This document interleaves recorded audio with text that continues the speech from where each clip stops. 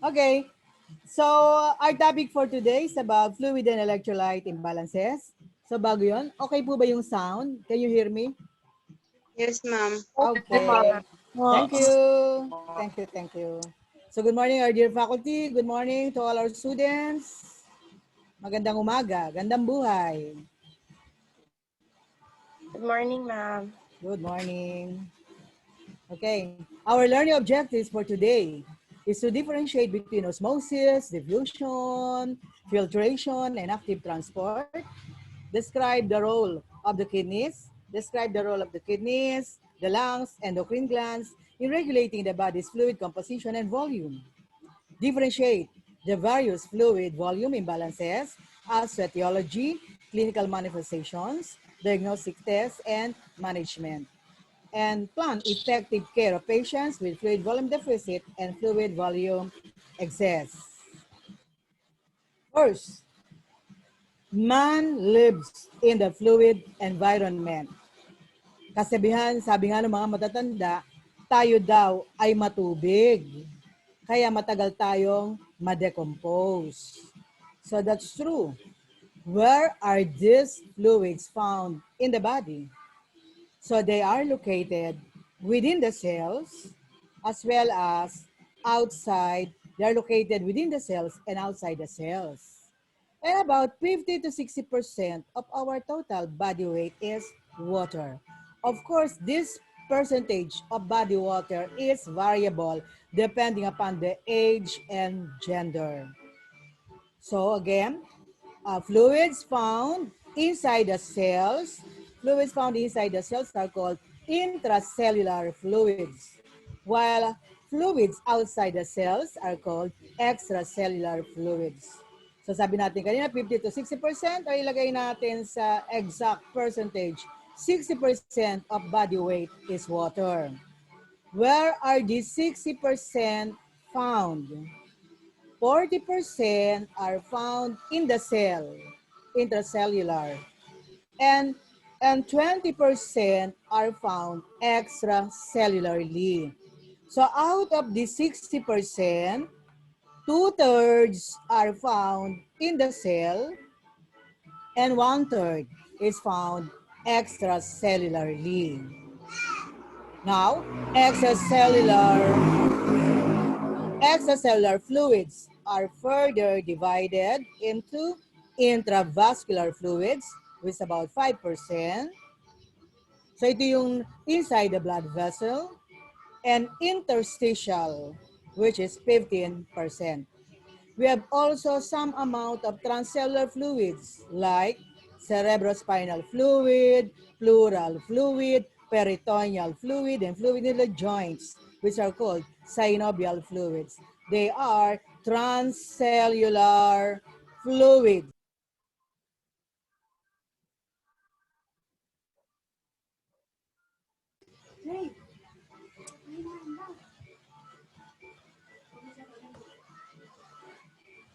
So we have here our body cells. Our body is made up of millions and trillions of cells. And fluids inside the cells are called intracellular fluids. Ito yung ating intravascular fluids.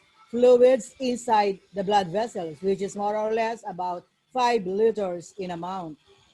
And fluids outside the cell, sa labas ng cell, outside the blood vessel, is called interstitial fluids. Example of these are the lymph fluids. Fluids inside the cell, intracellular, which is about 40%. And fluids in the blood vessels about 5%, while interstitial fluids is about 15%. Okay. So, a client is 70 kilos. Okay, so for instance, this is about 70 kilos. Kindly compute nga po, 70 kilograms. 60% of total body weight is water. So ilan ang fluid niya in the body? More or less. More or less. Okay, kindly compute. More or less. I need your answer. About 70 kilograms times 0.6%. Okay. So, 42. okay, 42 42. to be exact. Okay. Of course, this depends upon his height, no? So siya ba ay punggok, matangkad, okay? Kaya for this sample, more or less about 40 liters ang tubig niya. And then 25 liters are inside the cell. And extracellular fluids are that of 15 liters. Plasma, 3 liters. Interstitial, about 12 liters. So this is about total 15 liters plus 25 liters equals 40 liters of his water. As I've said earlier, the volume of fluid in each location varies with age and sex. Infants have higher proportion of body water than adults. Mas marami daw tubig ang bata. Why? Bakit mas maraming tubig ang bata? Okay? Because they have higher fluid turnover due to immature kidney and rapid respiration. Plus, there's rapid growth and metabolism in children. Diba? Kung may nakita kayong kapatid o pinsan no, at birth, tapos nakita mo siya after 1 month, after 2 months, ang laki-laki na niya. There's rapid growth and metabolism. And there is rapid fluid turnover. Plus the fact that they have immature kidney and rapid respiration. So ayan si baby. Ang cute niya. Ganyan ba kayo nung bata kayo? Diba? Ano daw ang role ni baby sa family? Si baby, nagpapasaya ng pamilya. Yan. Nakakatanggal siya ng pagod, no? Pag nakita mo yung kapatid mo, o kung sino man dyan ay may anak, di ba? Ang sarap ng pakiramdam if you see your baby. Now, water content of the body decreases with age. Water content decreases with age. Comparing the percentage of water in the human body, the fetus in the utero is 100% water. And at birth, he is 80%. No? His body weight is 80% water. While in normal adult, could be 50%, 60%, 70%, okay, of his body weight is water. As we grow old, there's already decreasing percentage of total body water because there is decreasing body metabolism. What is the implication of this on us nurses? So for instance, you are assigned in the health center, wherein you have only about 2 remaining IV fluids. But you have a client, no? You have 3 clients who seek consultation. Because of diarrhea and vomiting. One client is 1-year-old with vomiting and diarrhea. Another is a 50-year-old client. And then another is 25-year-old client having vomiting and diarrhea. Who will be your priority? Who will be your priority? Kanino mo i-award yung remaining IV fluid? Who will be your first priority? Answer. Who will be your first priority? A 1-year-old, a 50-year-old, or 20-year-old client? 50 years old. 50-year-old, you may be partly correct. Why? Kasi sabi mo, para for them to survive, kailangan niya 50% water. Partly correct ka dyan. How about from others? 1 year. Yes, 1-year-old. Monique, no? Our first priority is the 1-year-old. Kasi si 1-year-old baby, no? To survive and function normally, kailangan niya ng more water. Kaya if there's vomiting and diarrhea, they are easily affected by dehydration. So first priority mo will be the 1-year-old. Second is the 50-year-old. And then the third or the least priority mo is the 20-year-old client. Okay. Baka ibig yung sabihin, ay si baby, 80% naman ang tubig niya. No. So 80% para mag-normal ang function niya. Okay? Kaya kita mo si baby ha, konting suka lang, konting diarrhea lang, ay may signs of dehydration na siya. Okay? This is the implication of percentage of water in our body. How about gender and body size? Who has more water? Who has more water, male or female? Okay, lean Male. body, yes. Lean body has higher water content. Saan nga ba natin makikita ang mga tubig na to? Di ba sabi natin, they are found intracellularly. So they are more found in lean body sa mga muscles, especially in the skeletal muscles. Ayan. Matipunong katawan, malalaki mga muscles. He has more water. While women has higher body fat. Marami silang taba and lesser water content. Okay? So yan, si female, more taba, okay, less water. Okay? How about body build? Okay. So male has more water. Female, less water. Because the fat cells are anhydrous. Meaning the fat cells, no water or less water. Ano makakatas natin dun sa mga fats na yon? Mantika. How about the body size? How about the body size? Tall and thin. So ang tawag natin doon sa tall and thin, asthenic type. Yung mga matatangkad, no? Pero payat, they have more water. How about the picnic type? Picnic, P-Y-K-N-I-C. Picnic type, or can be spelled K. So sila yung punggok, maliit punggok. So they have less water. So that is the effect of body size. Gender, male, more water compared to the female. Now, we have an average oral fluid intake in healthy adult is about 2,500 ml or range 1,500 to 3,000 ml per day. So we have a standard formula to compute for daily fluid intake. Daily fluid intake. Ayan, kaya ilabas yung paper and pen to compute the daily fluid intake. The standard formula as given by Kaiser Jones et al. 1999 and Mentes 2000 is first 10 kilograms multiplied by 100. Next 10 kilograms of weight multiplied by 50 and the remaining weight multiplied by 15. Okay. So, andito, Minerva. Okay. Ano anak yung weight mo? Ano nga ba yung timbang mo anak, Minerva? 44 po.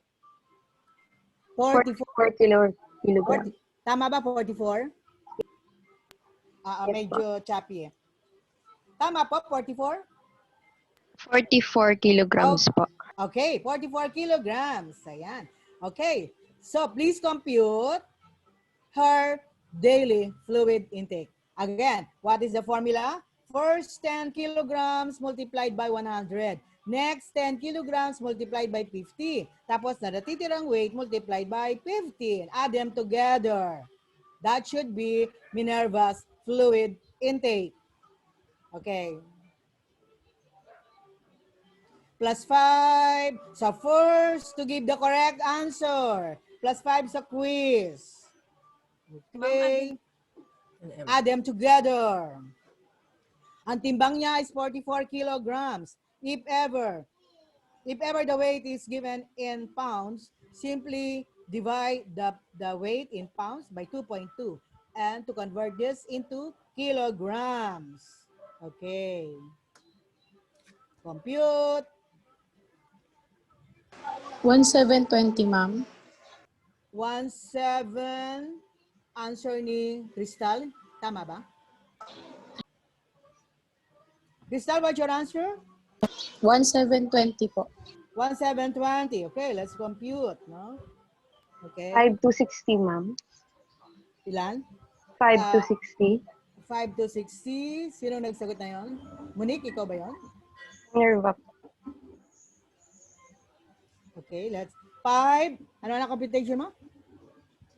5 to 60. 5 to 16. Okay. Compute natin. First, 10 multiplied by 100, that's 1,000. Next 10 multiplied by 50, that's 500. 1860 po, ma'am.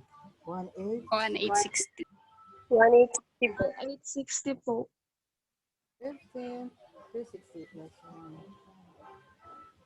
Okay. The correct answer? 1860. 1860. Ayan. Sino unang nagsagot? Ikaw ba yun, Hans? Tama ba? Ano po? Sino na? Para mabigyan natin ng credit. 1860. Una kong narinig. Okay. Sino anak yon? Hindi ko alam. Na ako ba?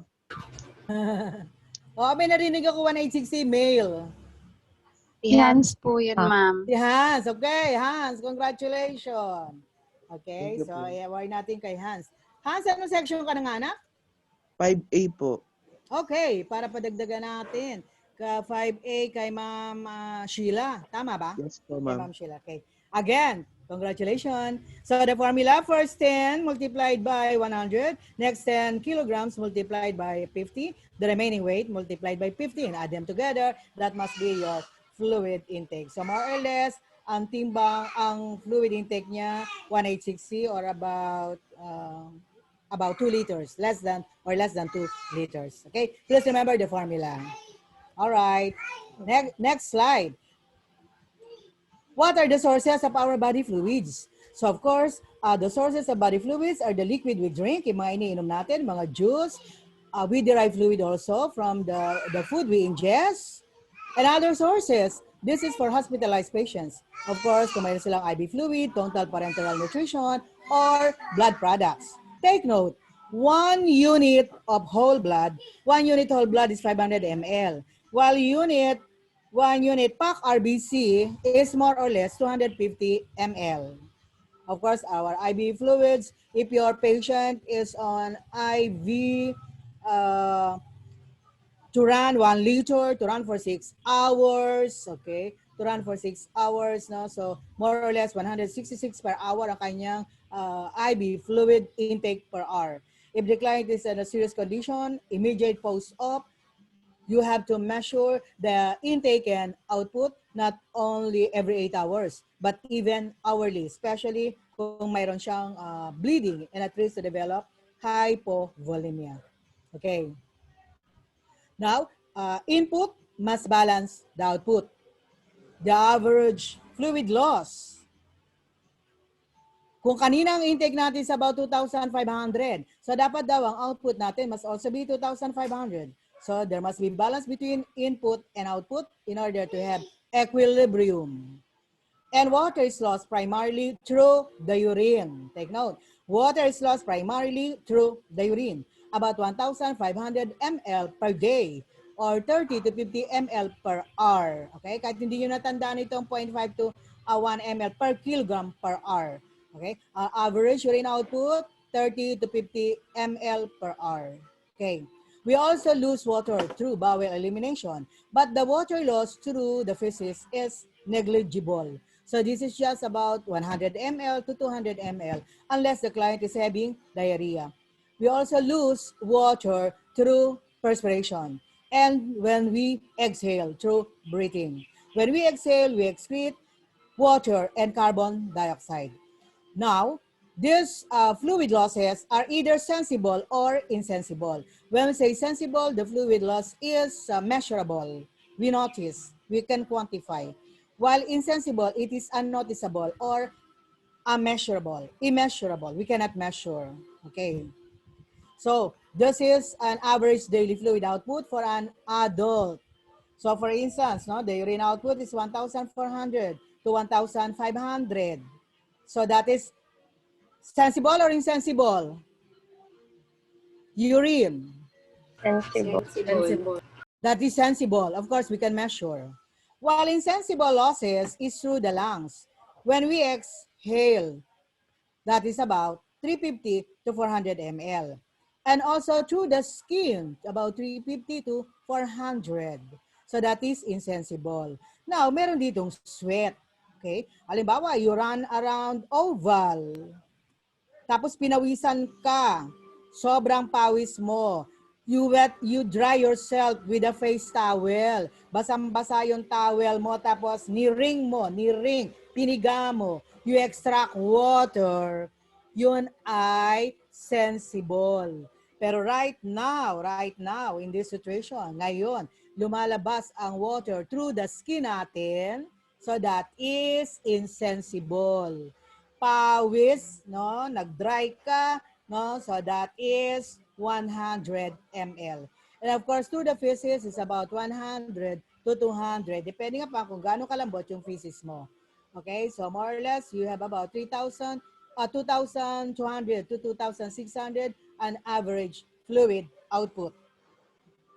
Now, what are the functions of our body fluids? What are the functions? One is transporter of nutrients. So this is mainly the responsibility or the function of extracellular fluids. So they transport nutrients. They transport antibodies, hormones.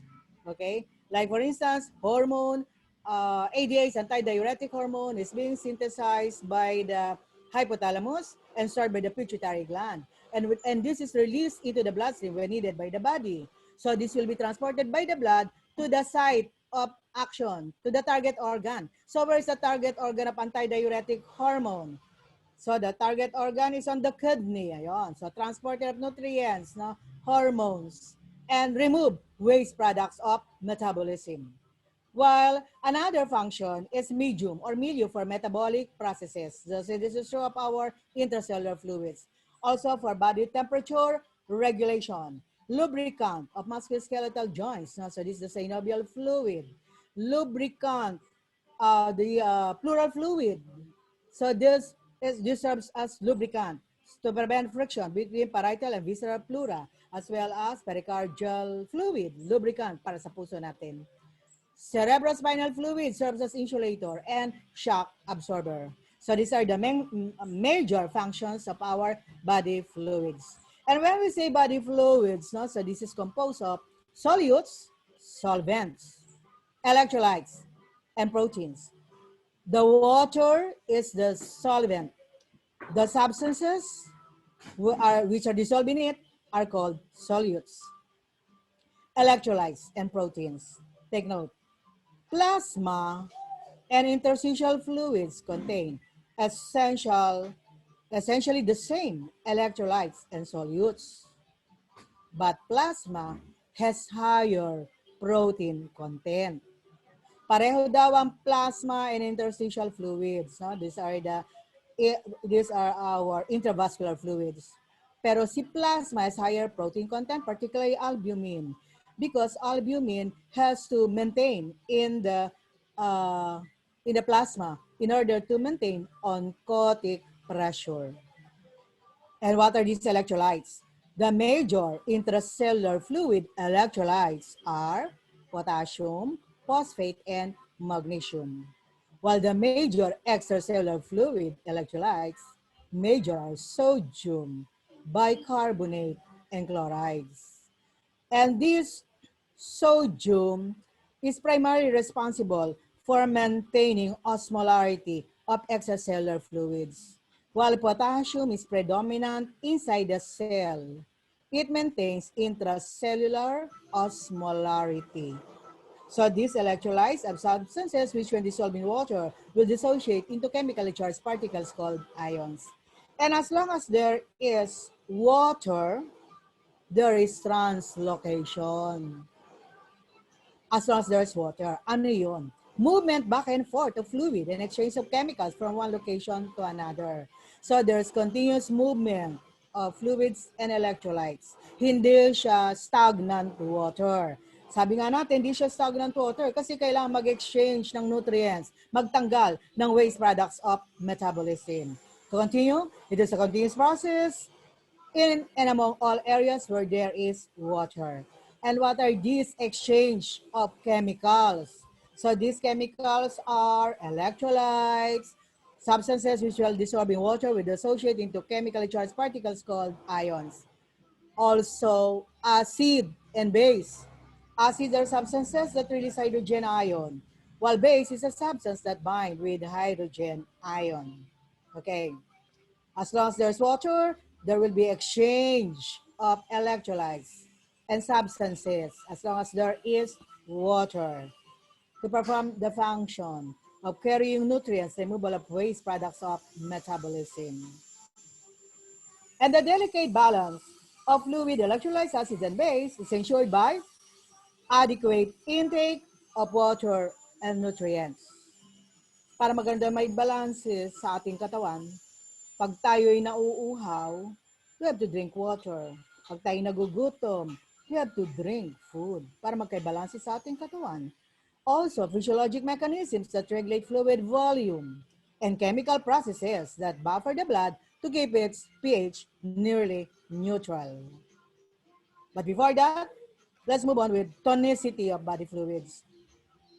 It refers to the concentration of particles in a solution. So, tonicity is similar with osmolarity, the concentration of particles in a solution. Body fluids are isotonic comparable with 0.9% sodium chloride. Hypertonic fluids have higher concentration of solutes, usually sodium compared with a plasma. Again, number or concentration of particles in the solution, matabang o maalat, determines tonicity or osmolarity. So the two main factor which determines serum osmolarity is glucose and sodium. Again, the two main factors which determine tonicity or osmolarity is glucose and sodium. So what are these hypertonic fluids? Example is 3% sodium chloride. So that is hypertonic. So, mas marami Sorry siyang po. Ano nga po sodium ulit chloride. yung glucose and sodium? The two main factor which determine serum osmolarity is glucose and sodium. Okay. Thank you, ma'am. Matabang or maalat or matamis, no? So there be hyper tonicity or hyper osmolarity. Okay. While hypotonic fluids have lesser or lower solute concentration than plasma. Example is 0.45% o kaya 0.33% sodium chloride. So matabang siya. Okay? So matabang siya sa asin. That is hypotonic.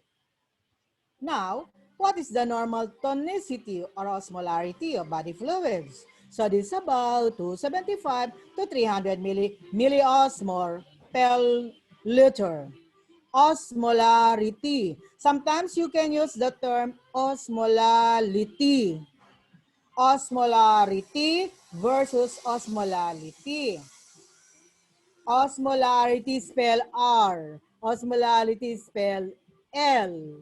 So they're used synonymously because osmolarity is 275 to 300 milliosmol per liter. Pero pag narinig nyo osmolality, same number per kilogram body weight. Meaning the number of solutes per kilogram body weight. So 1 liter is equivalent to 1 kilogram in weight. So the most reliable indicator of fluid status is the body weight. Pag nawalan ka ng 1 kilogram in weight, more or less, you lose 1 liter of fluids. Okay. Again, client has serum sodium of 150. 150, okay? You have to remember the normal electrolytes. What is the normal serum sodium? Guys, class? 270 to 3. That is osmolarity. So, which determines osmolarity? Sodium and glucose. Ngayon, nag-dessert siya ng asin. Okay, anong paborito niyong dessert? Pwede rin pala yung iodized salt. Okay. Marami siyang nakain, no? Nag-dessert siya ng asin. So, ang serum sodium niya this time is 150 milliequivalent. Okay. The normal serum sodium, do you remember? The normal serum sodium, dapat na-memorize sa inyo yung mga normal values, particularly sodium. Sodium is 135 to 145. Pero si client na to, ang serum sodium pala niya dahil nag-ingest siya ng maraming asen is 150. So therefore, palagay mo, ano ang osmolarity niya? Lower than 275 or higher than 300? Higher po. Correct. Higher than 300. Okay. Another client, no, a diabetic patient. Nanghihina siya. Tapos kinunan siya ng blood sugar ngayon through the use of glucometer. Ang blood sugar niya is 400. The blood sugar is 400 milligrams per cent. Palagay mo, ano ang osmolarity niya? Less than 275 or 300? Ano ang osmolarity niya? Higher or lower? Ang glucose level pala niya ay 400. Ano ba yung normal serum glucose? Normal serum glucose is about 70 to 110. 70 to 110. Pero ang glucose niya ngayon, at the moment, is 400. So, low or high? Osmolarity? High. Very good. Ayan. Hindi basta minimemorize lang natin to. Ha? We apply this in a clinical scenario. So, therefore, a diabetic patient will have hyperosmolarity. Okay. So, again, the two main factors which determine serum osmolarity is that of glucose and sodium. Okay. Now, compare with the common IV fluids that you will encounter in the clinical area, like 0.9% sodium chloride. 0.9% sodium chloride. 0.9. Ito yung NSS, normal saline solution. Ang osmolarity niya, to be exact, is 308. That is still considered isotonic. Okay.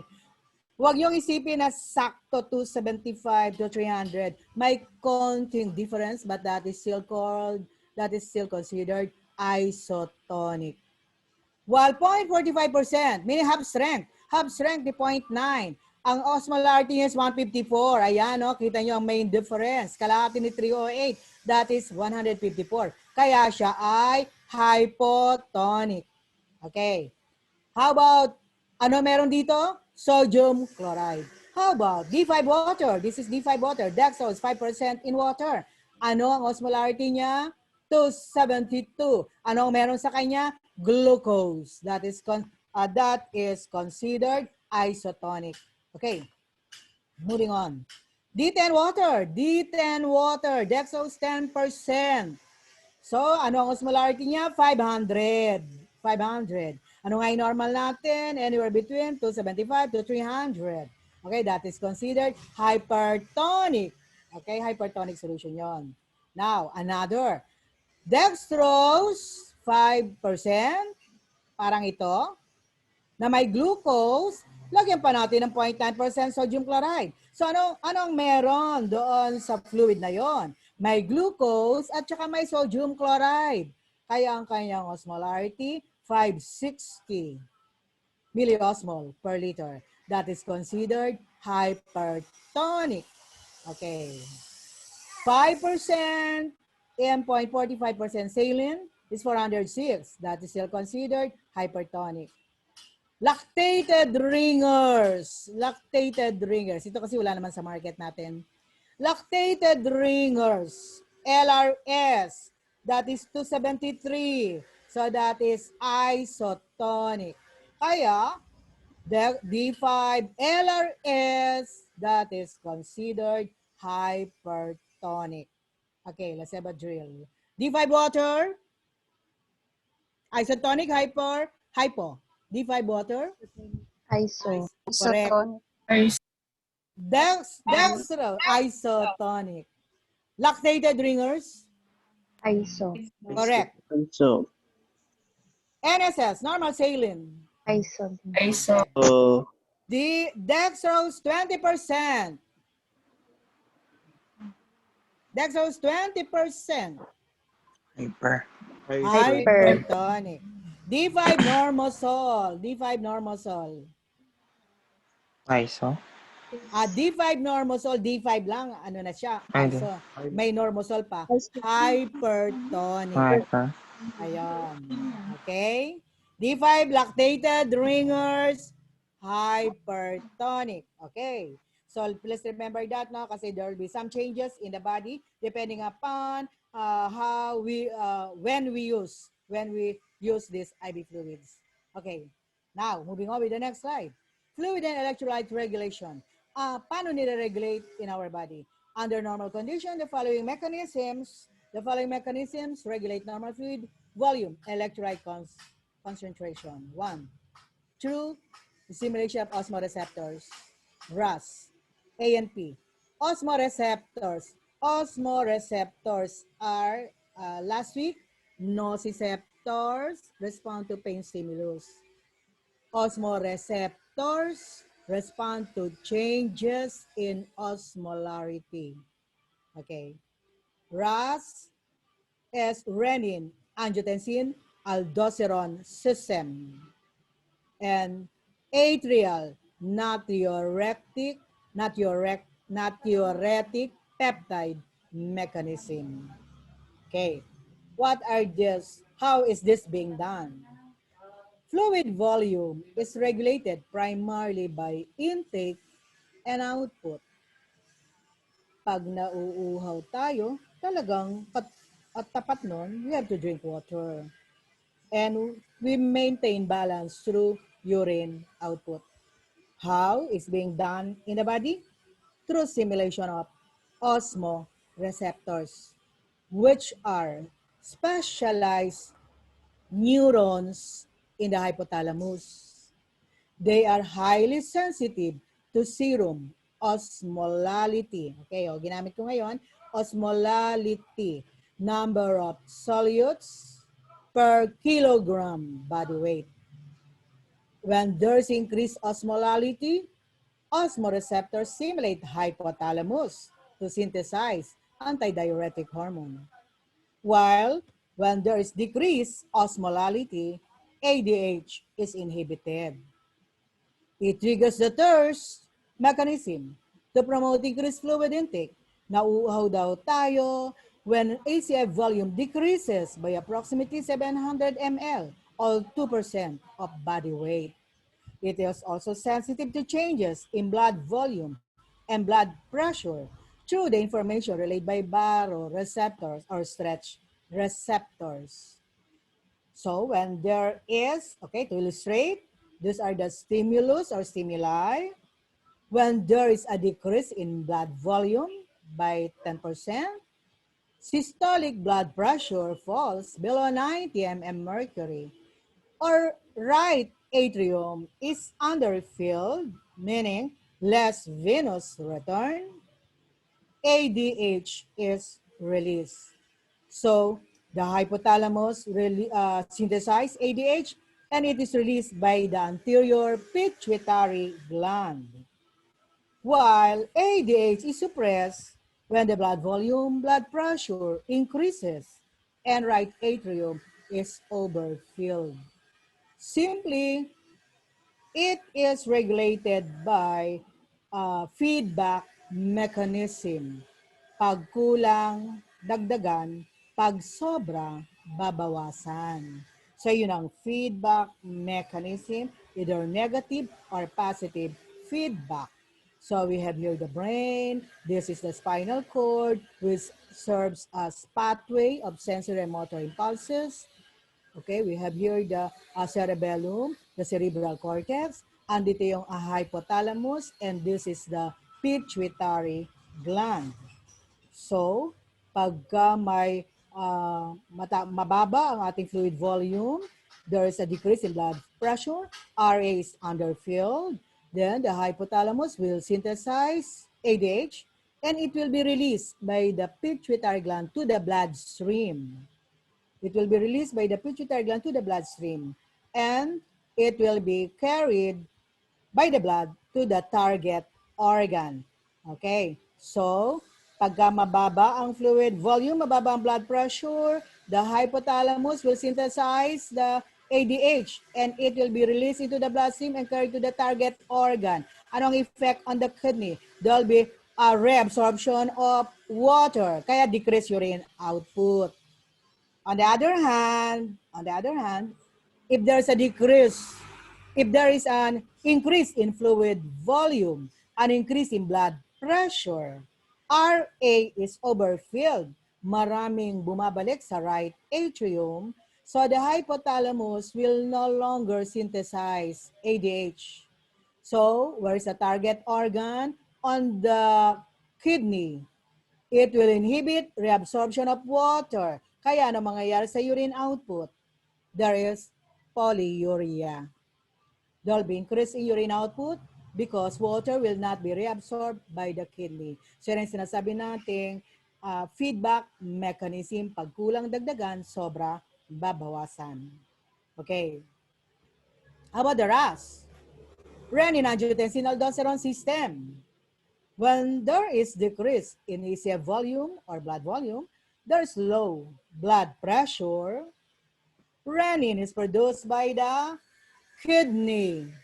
Renin plus one substance will form angiotensinogen plus another substance. No? Okay, renin is formed by the kidney. With angiotensinogen, it is converted to angiotensin 1 plus another substance, it will become angiotensin 2. And the effect is on the blood vessel. And the effect is on the blood vessel and on the blood vessel and on the adrenal cortex. What is the effect on the blood vessel? There will be vasoconstriction. Kaya tataas na yung blood pressure. How about the adrenal cortex? Will produce aldosterone, hormone aldosterone. So what is the effect of aldosterone? And the target organ is also the kidney. So what's the effect? There'll be sodium and water reabsorption, thereby increasing blood volume, increasing blood pressure. So, pag mataas na yung blood pressure, mataas na yung blood volume, feedback will be sent to reduce production of renin. Again, pag mababa ang blood volume, blood pressure, renin will be released. And there'll be an aldosterone as well. So there'll be sodium and water reabsorption. Ano ang effect on urine output? There'll be decreased urine output.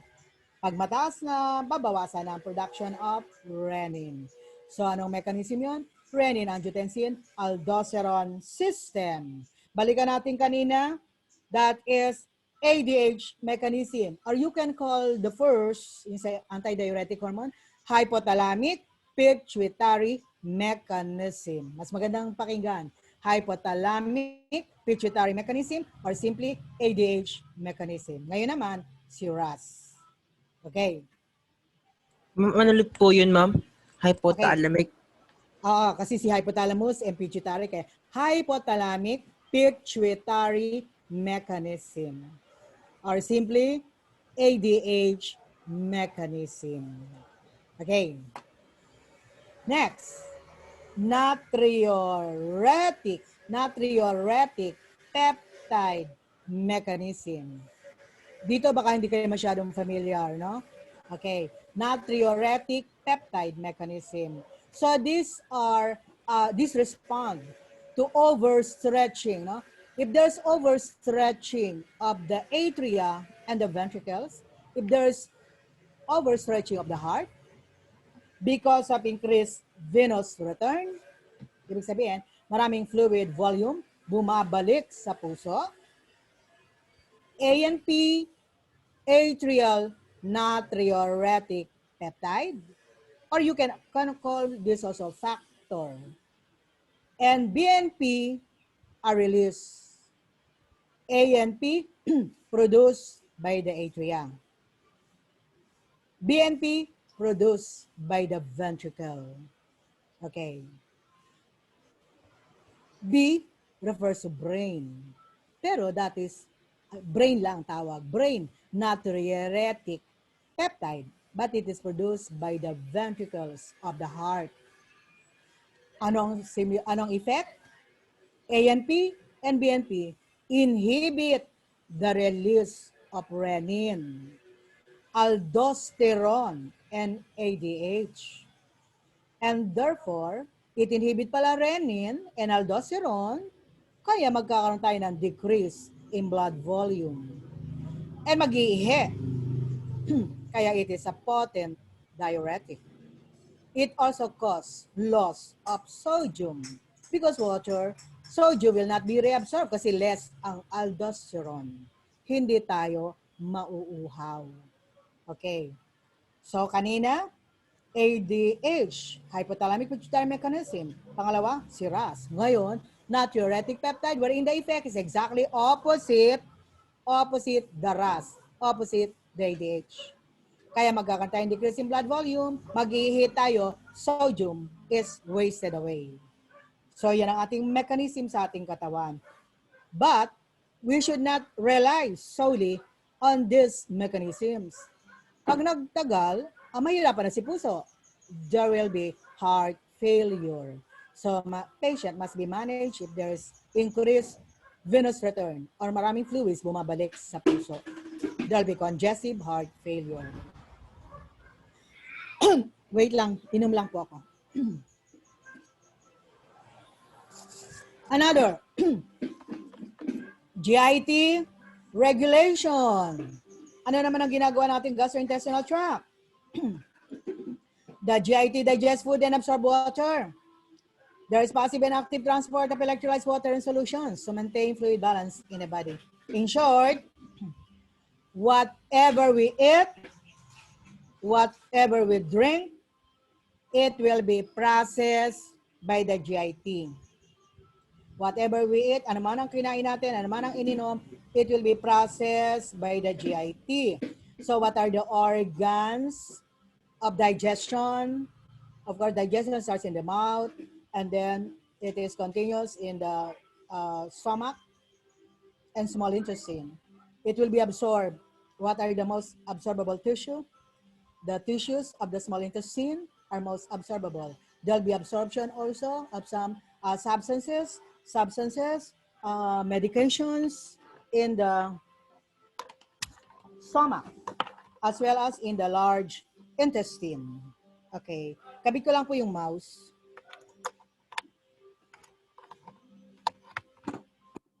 Okay. Now, take note. Whatever we eat, whatever we drink, it will be processed, no? It will be processed in the small intestine. There will be absorption and a final absorption of water, electrolytes will be done in the large intestine. So halimbawa, there is chronic inflammation. Okay, na-discuss ko na dito, chronic inflammation like IBD. There's inflammatory bowel disease, which is autoimmune. There's also abnormal reaction. Autoimmune disease. There is IBD, regional enteritis. There's regional enteritis. Regional enteritis, there's chronic inflammation of the small intestine as well as the large intestine. Diba, the small intestine is responsible mainly for absorption. Ngayon, yung pasyente, there is chronic inflammation of the small intestine. Kaya there will be decreased absorption of nutrients. What will be the signs and symptoms that will be manifested by clients?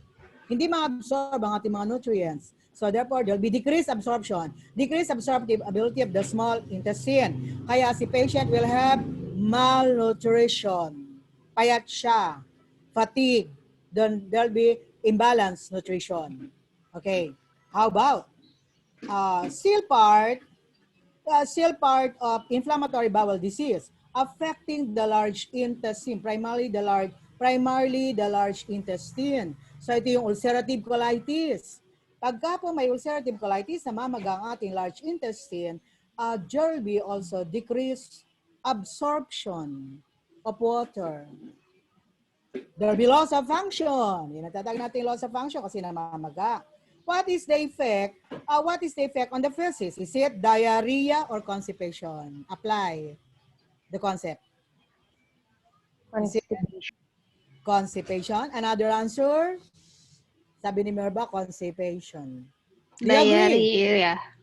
Okay, dalawa lang naman yun, either constipation or diarrhea. What is your final answer? Constipation or diarrhea? Diarrhea. Diarrhea. Correct. Diarrhea. Kasi hindi ma-absorb ang water dito, kaya patient will have diarrhea. And do you know the diarrhea, water stool can be 4 times, 5 times, worst scenario, 20 to 30 times. 20 to 30 times a day. Anong sakit yon? Ulcerative colitis. At pag siya ay nag-diarrhea, it consists of loss not only water, but electrolyte as well. Kaya patient will have severe dehydration. Pero kung okay si GIT natin, lahat ng ating kakainin, iinumin will be processed, it will be absorbed. Pero for absorption of calcium, kailangan natin ng vitamin D. For absorption of iron, kailangan natin ang vitamin C. Ayan, yung mga process, okay? So this is how the GIT maintain homeostasis in the body. Now, fluids electrolytes move. Sabi nga natin, gumagalaw sila, di ba? Move among cells, compartments, tissue spaces, and plasma through the process of osmosis, filtration, diffusion, and active transport. Okay. Paano yung osmosis? Osmosis is movement of water, liquid, or solvent across semi-permeable membrane from a lesser concentration to higher concentration. Again, movement of water, solvent, or liquid across semi-permeable membrane is from lesser to higher concentration. So, identify the term. Ano ngayon yung osmotic pressure? This is a power of a solution to draw water toward an area of greater concentration. The power of a solution. Paano lalakas yung osmotic pressure? Paano lalakas yung power of a solution? Pagka may sodium at saka may glucose.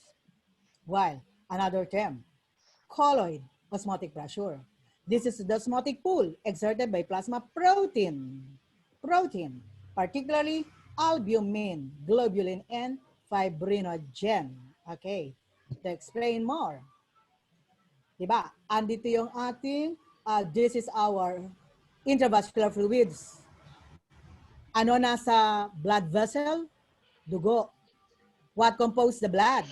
What compose the blood? It consists of the cellular elements. What are these cellular elements? Diba? RBC, WBC, platelets, at saka plasma. Plasma is, anong kulay ni plasma? Diba? Yellow ito.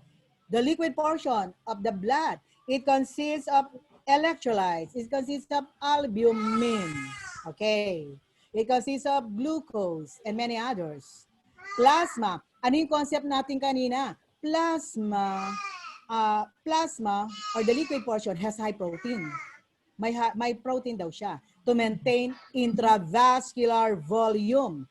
And the pressure exerted by plasma is called plasma osmotic pressure. Or you can call this oncotic pressure. Okay. So, we have here fluids inside the cell. Ano tawag doon sa fluids inside the cell?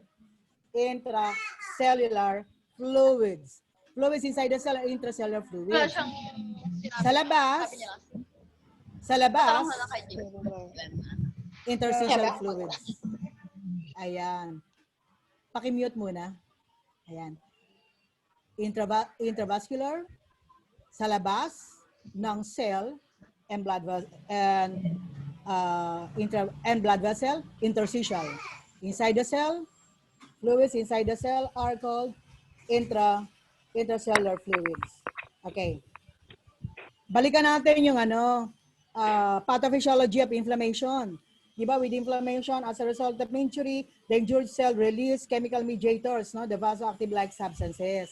Kaya ano nangyari dito sa blood vessel? Initially, there's vasoconstriction. Tapos nagkaroon tayo ng vasodilation. Kaya nagkaroon ng increase in blood flow, increased blood hydrostatic pressure. Because of increased blood volume, nagkaroon kayo ng increased BHP. Yung pressure na nagtutulak palabas. Kaya nagkaroon ngayon ng fluid shifting. Anong direction? Intravascular to interstitial. Ano ang ebidensya? Swelling or edema. Okay. So this is one reason bakit may edema. Because of increased blood hydrostatic pressure. Take note. Patient has liver disease. Apply natin ito na concept. Patient has a liver disease. The liver synthesizes albumin. So patient has hepatitis, a fulminant type. Patient has liver cirrhosis. So anong nangyari? Mababa ang serum protein. Mababa ang albumin. So therefore, what is the oncotic pressure? High or low? Oncotic pressure, high or low? Answer. Low. Mababa ang albumin, low oncotic pressure. Kaya, it will allow shifting from intravascular to interstitial. Ano ang ebidensya? Edema. Okay? Anong ebidensya? Edema. Another example. Okay si liver. Okay ang production ng albumin. But then, pagdating kay kidney, supposed to be the glomerulus is semi-permeable. It will allow passage only of water, small molecules, but not large molecules like protein. But client has glomerulonephritis. There's increased permeability of glomerulus. Ano nangyari sa protein? Ang protein lumalabas in the urine. Kaya proteinuria. There's proteinuria. What happened to the serum protein? High or low? Inilabas pala yung protein in the urine. So Low. what happens to the ayun? So ang serum protein, low. Kaya mababa yung oncotic pressure. Kaya magkakaroon ng fluid shifting papunta sa interstitial. So patient with proteinuria, okay, nephrotic syndrome, glomerulonephritis, will have massive losses of protein. Kaya meron silang edema. Paano natin i-address? Paano natin gagamutin si patient? Increase, the diet must be high protein. Tapos bigyan natin siya ng albumin.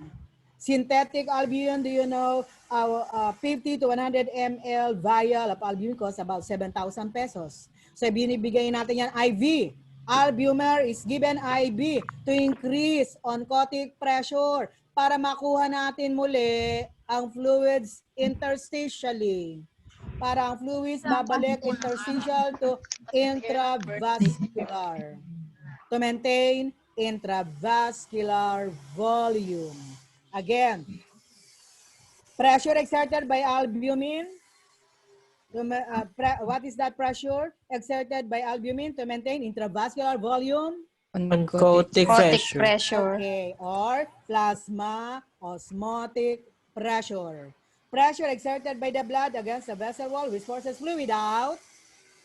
Blood hydrostatic pressure. Kailan magkakaedema? Pag mataas ang blood hydrostatic pressure and low oncotic pressure. Take note. Okay. How about filtration? Filtration is movement of both solute and solvent. Ito naman, both solute and solvent across a semi-permeable membrane for an area of higher pressure to lower pressure. Okay. So ito, alin naman ang nag-move? Both solute and solvent against or across semi-permeable membrane from higher to lower pressure. Ito yung sinasabi ko kanina, no? Hydrostatic pressure exerted by fluids which pushes water out. Okay. Pag mataas ang hydrostatic pressure than oncotic pressure, magkakaroon tayo ng filtration. And a typical example is the flow of blood in the kidney. The flow of blood in the kidney is through filtration. That's why the first step in your information is glomerular filtration. Okay. So, this is the hydrostatic pressure. Okay. Meron tayong container, puno ng tubig. Mas malakas ang pressure dito sa baba, no? Kaysa dito sa itaas. To explain furthermore, this compartment A has more water compared with compartment B. Compared with compartment B. na konti lang water molecule. Separated by semi-permeable membrane. So, mas malakas ang pressure dito kasi maraming water dito. Kaya saan pupunta ang water? Okay, dito na. Water moves. Water moves. Pababa. Until water molecule equalizes. Kaya wala nang movement. Okay. Did you know? So sabi nga natin, blood flow to the kidneys through filtration. Apply about 20% of cardiac output goes to the kidney. If the cardiac output is 5 liters, amount of blood pumped by the heart per minute, 5 liters, 20% will, or 1/5, will go to the kidney because kidney is a vital organ. Practically, that's 1 liter. 1 liter of blood. Imagine, 1 liter of blood pupunta kay kidney. So, ang lakas ang pressure nun. And consider the glomerulus semi-permeable. So, everything in the plasma is being filtered except large molecule. Gano'n na-filter niya? 180 liters of fluid from the blood filtered by the kidney each day. Diba sabi ko, about 1 liter per minute. Pero hindi naman lahat na yun ay mafi-filter niya. Kasi only water, plasma, and small molecules. Kaya about 125 ml is being filtered per minute. And per day, 180 liters per day being filtered by the kidney. So this is a board question. What is glomerular filtration rate per minute? 125 ml. Per day, 180 liters per day. Of course, ito 180 liters na to ni filter ni kidney. Pero hindi lahat lalabas yan in the form of urine because there'll be process of reabsorption. There'll be reabsorption by osmosis, diffusion, active transport. Practically, only 1 ml becomes the urine. Okay. So what is diffusion? Movement of particles. Okay. Diffusion is movement of particles, solutes from an area of higher to lower concentration. Factors affecting rate of diffusion, size of the molecule. Larger size moves slower than smaller size. Concentration of solution. That's why difference, no? Pag concentrated, mas mabilis, faster rate of diffusion. Temperature. Higher the temperature, increased rate of diffusion.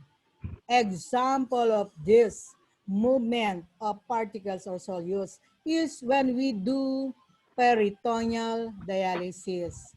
Siguro narinig niyo yung peritoneal dialysis, pero topic natin yan on the 5th week, no? Peritoneal dialysis. Yung pasyente, may mataas yung kanyang BUN, creatinine. Mag-peritoneal dialysis. Yung fluid will be given to the abdomen, to the abdominal cavity. The fluid is hypertonic. It will attract water. It will attract water from the blood. Matatanggal ang water through osmosis. Matatanggal yung waste products of metabolism through diffusion. So, could you imagine, ang tubig nilagay sa tiyan to the abdominal cavity, it could be 1 liter, 2 liters of dialysate. Pero natatanggal ang waste. It works by principle of osmosis and diffusion. Yung hemodialysis, madaling intindihin. Ang machine mismo ang nagtatanggal ng waste products sa metabolism sa blood because we have direct contact with the blood. Ngayon, so that there will be better exchange, we warm the dialysate to about 37 degrees centigrade in order to dilate the peritoneal vessels. Okay? So peritoneal dialysis work by principle of osmosis and diffusion. So again, just to illustrate, no? So this is diffusion. Okay? More solutes dito on compartment A compared with compartment B, separated by semi-permeable membrane. Movement of solutes from higher to lower concentration is, ano ang principle? Solutes, higher to lower concentration? What principle? Sagot. Movement of solutes from higher to lower pressure. Until the Diffusion. okay, that is diffusion. Until concentration or pressure equalizes. Okay. While this is facilitated diffusion, it requires assistance from a carrier molecule. Okay. It requires assistance from carrier molecule to pass through a semi-permeable membrane. Example is the movement of glucose. So we have here the glucose is in the glucose is on the blood vessel. These are the body cells. For glucose to be transported to the cell, kailangan natin ng carrier, kailangan natin ng insulin. And this will bind with insulin receptor sites so that glucose will be transported to the cell. Apply na natin, diabetes. Anong nangyayari ngayon pagka may diabetes mellitus type 1? As you all know, with type 1, there's absolute deficiency of insulin. Correct? Absolute deficiency of insulin kasi damage ang pancreas. So therefore, there's little or no insulin at all. Kaya si patient, hindi mai-deliver yung glucose into the cell. Kaya, where is the glucose? Glucose is locked inside the blood vessel. There's hyperglycemia. Okay. Now, hyperglycemia, mataas ang glucose level niya. E de yung dugo, pumunta na kay kidney. Glucose is being filtered. Glucose now exert osmotic force in the renal tubules. So therefore, water is not reabsorbed. Kaya ang effect sa urine output, high or low? Glucose exert osmotic force in the renal tubules. So water is not reabsorbed. So what is the effect of urine output? High or low? Low. Water is not reabsorbed because glucose exert osmotic force in the renal tubule. Ang pasyente, water is not reabsorbed. Polyuria on the other hand. Maraming urine, di ba? Ihi ng ihi. Because of increased urine output, mauuhaw siya. There'll be thirst. So ano nga yung P yun? Polyuria, nauuhaw, polydipsia. Okay, hindi low, no? Polyuria. Ano ngayon ang nangyari sa cell? Because glucose is not transported to the cell are deprived of glucose. There'll be cellular deprivation. So message will be sent to the pituitary gland, to the hypothalamus rather. Nagugutom ako. Kaya anong order ni brain? Kumain ng kumain. What is that third P? Polyphagia. Correct. Polyphagia. Okay? Kasi ang glucose not transported to the cell. Kasi ang damage si pancreas. Kaya si type 1, bibigyan natin ng insulin as treatment. Type 1. How long bibigyan natin ng insulin? Lifetime. Okay? So, movement of glucose through semi-permeable membrane, kailangan natin ang carrier molecule that is facilitated diffusion. Okay. While with active transport, is movement of solute from lower concentration to higher concentration using energy. So, ATP is the immediate source of energy. Example is sodium, potassium pump. Okay. Si sodium ay predominant talaga ito outside the cell. Okay, while potassium is predominant inside the cell. So, movement of sodium, pag pumasok si sodium, lalabas naman si potassium. 3 sodium versus 2 potassium. So, yun ang ating movement of solute from lower to higher concentration using energy that is by active transport. Again, review. Movement of water from lesser to higher concentration is called movement of water from lesser to higher concentration, osmosis. Movement of solute from higher to lower concentration.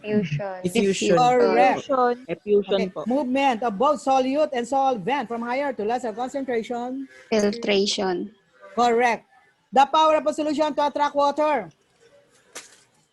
The power of a solution to attract water, osmotic Pressure. Pressure exerted by protein to maintain intravascular volume. Oncotic pressure. Correct. pressure. That is oncotic pressure. Very good. Okay? How about electrolytes? No? Electrolytes. Sabi natin, electrolytes are substances which when dissolved in water will dissociate into chemically charged particles called ions. Positively charged are called cation. Negatively charged are anions. And they are expressed in mil equivalent per liter. Okay. Must know ito ha. You must know. You must memorize. You must memorize. Okay. Sodium. Okay. Sodium. In here, 136 or 135. 135 to 145 milliequivalent per liter. Earlier, sabi ko, ano ang main function ni sodium? To maintain extracellular osmolarity.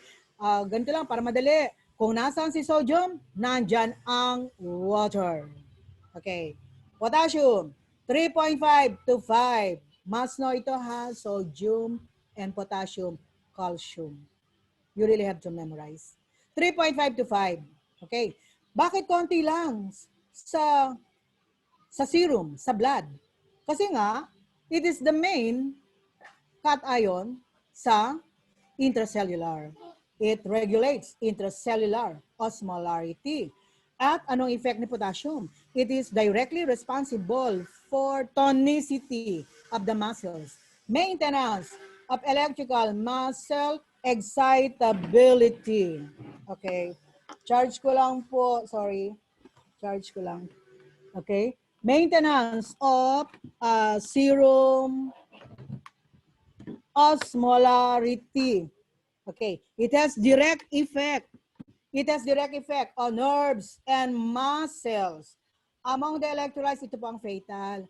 Pag sobrang taas ang potassium, hypertonic ang puso, mga muscles. Pag mababa naman ang potassium, hypotonic ang heart and muscles. Calcium, normal, 9 to 10.5 milligrams per DL. Okay.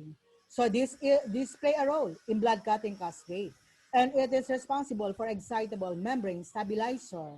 Meaning it antagonizes the effect of potassium. Kung si potassium has direct effect on nerves and muscle, calcium naman is inhibitory to nerves and muscle para magkaroon ng balance. Chlorides, 98 to 106. Okay? So, also for maintenance of plasma acid-base balance and formation of hydrochloric acid. Magnesium, 1.3 to 2.1. Okay? Also, an excitable membrane stabilizer. And phosphorus, 3 to 4.5. Among these electrolytes, now you have to memorize. Pero ito hindi nawawala sa board exam. Sodium and potassium. Okay. So what are the sources of electrolytes? No? So from the food we eat, mga iniinom natin, from medications, okay? Example of medications like Maalox. Okay, applying pharmacology, Maalox. Anong electrolyte meron sa Maalox? Apply? Nakalimutan niyo. Maalox is an antacid. It consists of aluminum and magnesium hydroxide. Okay? Kalium jurul is potassium. No? This is an oral supplement. IV. Siyempre, yung mga IV fluids na sinabi natin. No? So, it consists of electrolytes. But water, D5 water is non-electrolytic. Wala siyang electrolyte. Ano lang meron? Glucose. Also, TPN solution. Okay? Now, what is the dynamics? Dynamics of electrolyte balance. Earlier, we mentioned distribution, sodium, calcium chloride, higher ECF. While potassium, magnesium phosphate, higher ICF. But the electrolytes in the ICF and ECF are basically the same. Ang difference lang is on the concentration. Okay. Excretion. Paano lumalabas? Primarily through the urine. What electrolyte? What electrolyte is primarily excreted in the urine? Potassium is primarily excreted in the urine. So therefore, class, gaano nga ba yung average urine output natin? About 1,500. Of course, yung urine output natin will depend upon our intake. Kung talagang wala ka naman talagang water intake, you are in a place wherein there's no available water, less ang water na ininom mo, so therefore, ang urine mo ay less but highly concentrated. If the client has no more urine output, hindi na siya umiihi, or there is oliguria, ang urine output na niya ay 50 ml per day. 50 ml per day. Oliguria or anuria? Question. 50 ml per day. Oliguria, anuria? Class. Oliguria Oliguria po. or anuria? 50 ml per Anuria po. day. Correct. Anuria. Anuria. Therefore, oliguria is less than, okay, Brunner, yung textbook natin, less than 100 ml is anuria. 100 to 400, oliguria. Although some book will say less than 50. Okay, pero ginagamit natin si Brunner, less than 100, anuria. 50 ml urine, again, oliguria or anuria? Anuria po. Anuria. Anuria. Okay. 0, pero not at all times absolute 0. Less than 100. Balikan natin. Patient is no longer having urine output, 50 ml. Potassium is primarily excreted in the urine. What will be, pagka nasa bedside na kayo, nag-duty na kayo, your patient has low urine output. Hindi lang basta you measure the output. Ano ang implication no? You think of, ano nangyari sa potassium? High or low? Ano nangyari sa potassium? High or low? Class. Critical thinking. Potassium is secreted primarily in the urine. Less urine output siya. So what happened to potassium? High or low? Answer. No. Low po. Hi, ma'am. Hi. You analyze. Oh, ayan. Ganito analyze natin. Potassium is primarily excreted in the urine. Na dapat ang urine output natin, about 1,000, 1,005. Pero si patient, ang urine output na lang ay 50. Ordinarily, potassium is excreted. Kaya pag hindi na siya umiihi, kasunod nun, ang implication na yon, high potassium. High potassium yun. Kaya para hindi kayo mapagalitan ni doktor kasi kung minsan sabi niyo ang taray ng doktor na to, ang daling magalit sa nurse. Kasi ang urine output pala ay 50 ml in 24 hours pala, pero no reporting. Hindi naman ni-refer sa doktor. So, order agad siya ng serum electrolytes. Ang taas ng potassium kasi nga wala ng urine output. On the other hand, pag sobrang dami naman ng urine niya, dahil umiinom pala siya ng diuretic, furosemide, potassium now is excreted in the urine. Kaya ito naman yung potassium is low. Yan, critical thinking Hindi basta measured, intake and output. Ayan, okay? Potassium is also excreted through the feces, pero primarily through the urine. It is also excreted GIT through the feces as well as through vomiting. Kaya pag si patient ay nagda-diarrhea, nagtatae, okay, tulad kanina, ang pasyente ay nagda-diarrhea, bababa ang potassium level niya.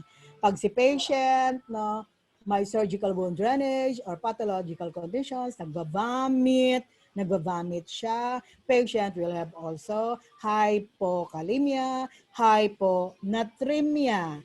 So among the electrolytes being lost through GIT, sodium, chlorides, potassium, pathological conditions. Okay?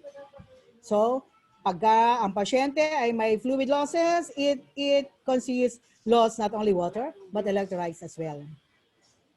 Paano ni-regulate? Sabi nga natin kanina, through the kidney, because of the effect of hormone, through the GIT, what hormones? Aldosterone. No? So, ano ang effect ni aldosterone?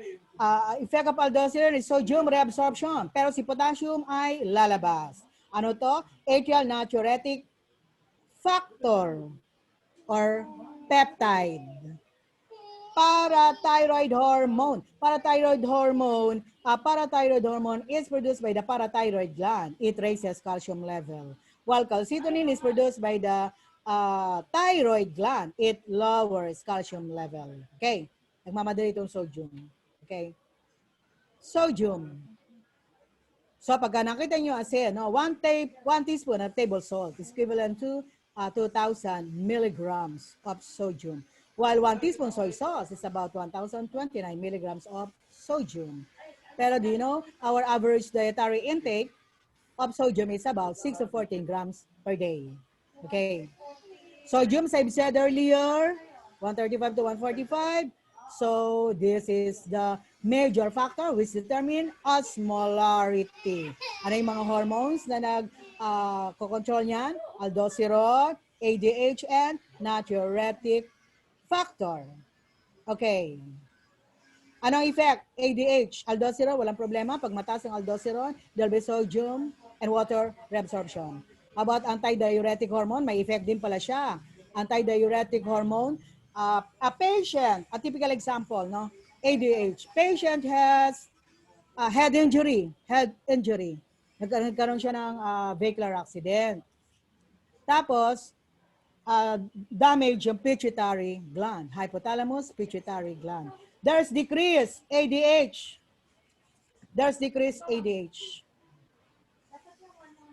Ano ang effect?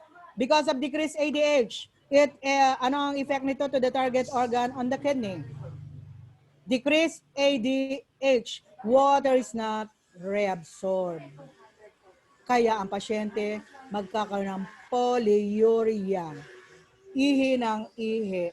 And the urine output could be 5, 10, 15 liters per day. So ano ang nailabas niya? Water lang. Analyze. Lumabas ang water. Initially, normal ang serum sodium niya. Pero lumabas ang water. Ano ngayon ang nangyari sa sodium? Nadalyot ba o nag-concentrate? Critical thinking. Apply critical thinking. Answer. Concentrate, ma'am. Okay, correct. Nag-concentrate ang sodium. Tumaas. Kasi nawala ang water. Nawala ang water. Actually, that is hypertonic dehydration. And the condition is called diabetes insipidus. Therefore, board question. Board question, ha? Sodium is primarily regulated by A. Aldosterone, B. Antidiuretic hormone. Board question. Analyze. Okay. Sodium. Ano ang effect ni aldosterone? It has direct effect. Sodium will be reabsorbed. Antidiuretic hormone, si water, hindi mare-reabsorb. Kaya, nag-concentrate siya sa blood. So, answer. Sodium is regulated primarily by aldosterone or ADH. Board question yan. Analyze. ADH po. Sabi nyo ADH.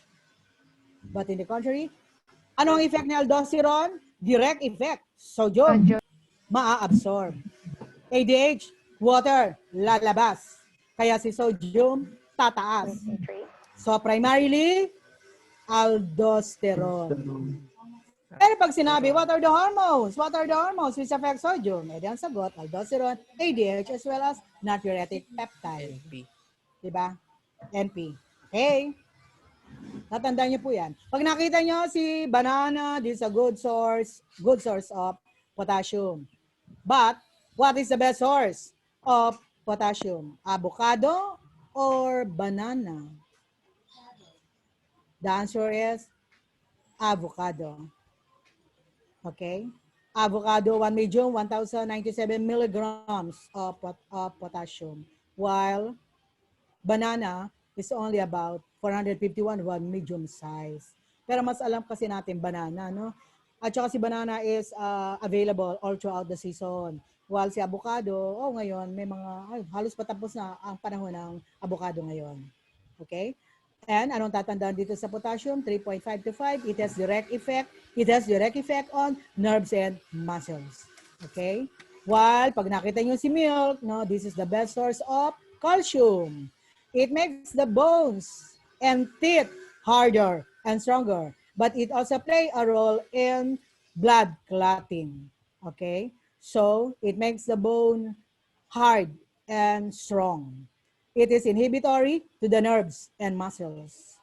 So we said calcium is regulated by the parathyroid gland as well as calcium. So over here at the bottom, we have 4 parathyroid glands which are located at the back of the thyroid gland. If calcium level is too low, pagka daw mababa masyado yung calcium, sino magtatrabaho? Si parathyroid gland. Ano ang gagawin ni parathyroid gland? It will release the parathyroid hormone. What will happen? So, the bones will release the calcium. Then, GIT, there'll be absorption of calcium. Si kidney, reabsorb calcium in the urine. Kaya tataas yung calcium, magkaroon tayo ng homeostasis. So generally, anong effect ng parathyroid hormone? Raises calcium level.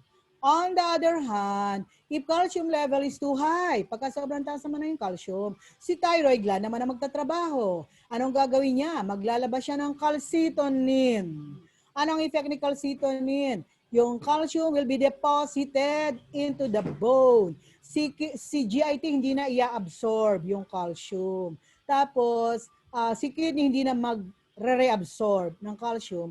Kaya calcium level will low and there will be homeostasis. Diba nakakatuwa si Lord talaga? Marami tayong mga homeostatic mechanisms in the body. Okay? While phosphorus, okay, so this is a major anion, 80% in the bone. So together with calcium, it makes our bone hard and strong. Pero ano pa yung main effect niyan? It function for calcium homeostasis. It has balance and reciprocal relationship with calcium. So ibig sabihin, pagka mataas si calcium, bababa si phosphorus and vice versa. Regulated by PTH. PTH, kung kanina PTH raises calcium, ito naman, ibababa niya yung phosphorus and vice versa. Okay? And magnesium, okay? The source of magnesium is spinach. It is also responsible, no? 60% of magnesium stored in the bones and cartilages, no? So function din natin for skeletal muscle contraction. It also regulates blood coagulation, skeletal muscle contractility. It is regulated by the kidney and GIT, though exact mechanism are not known. In short, pagka siya ay may intestinal malabsorption, magnesium will not be absorbed. Kaya magkaroon tayo ng hypomagnesemia. Chloride is a major anion. It works with sodium to maintain osmotic pressure. Important information for hydrochloric acid. It also participates in chloride shift. Okay? So I guess this is the end of the regulatory mechanism. Again, movement of water, review, movement of water from lesser to higher concentration is called? Osmosis. Okay, movement of both solute and solvent from higher to lower concentration, filtration. Movement of solute alone, higher to lower concentration. Fusion. Diffusion, correct. Substances which when dissolved in water will dissociate into electrically charged particles called ions. Substances which when dissolved in water will dissociate into electrically charged particles called ions. Electrolytes. Positively charged ions are called Cations. cation. Ayan, cation. Negatively charged are called anion. Anion.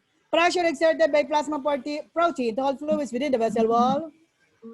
Osmotic pressure. Ay, oncotic pressure. Oncotic pressure. Pressure which forces fluid out of the blood vessel. Osmotic. Pressure which forces fluid out, palabas. Blood hydrostatic pressure. Most accurate indicator of fluid status? Body weight. Correct. The body weight. Alin, ma'am? Ayan. Most accurate indicator of fluid status is the body weight.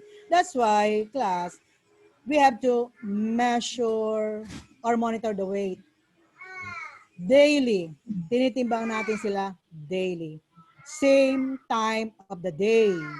Same weighing scale. Same clothing. Okay? Ngayon, pag maraming tubig, there'll be hemodilution.